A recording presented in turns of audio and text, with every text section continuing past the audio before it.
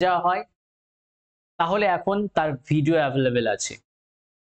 অনেক নিউজ পেপারে সে আর্টিকেল গুলো অ্যাভেলেবেল আছে। অনেক বই ছাপা হয়েছে সেই সমস্ত কিছুগুলো নিয়ে, অনেক রিসোর্সেস। কিন্তু সেই জিনিসটাই যদি আজ থেকে ১০০ বছর আগের কথা জানতে যাওয়া হয় তাহলে? তখন ভিডিও পাবে না। তখন তখনকার নিউজ পেপারের উপর ভরসা করতে হবে বা তখনকার লেখা গ্রন্থের উপর। বা যদি আজ থেকে ১০০ বছর আগেকার কেউ বেঁচে থাকে বা তাদের পরবর্তী প্রজন্ম যদি বেঁচে থাকে, তারা তাদের কাছ থেকে শুনেছে যে কি হয়েছিল না হয়েছিল সেই সমস্ত ব্যাপার সম্বন্ধে।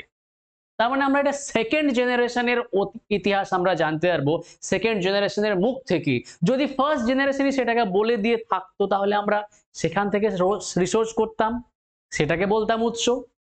প্রবলেমটা এখানে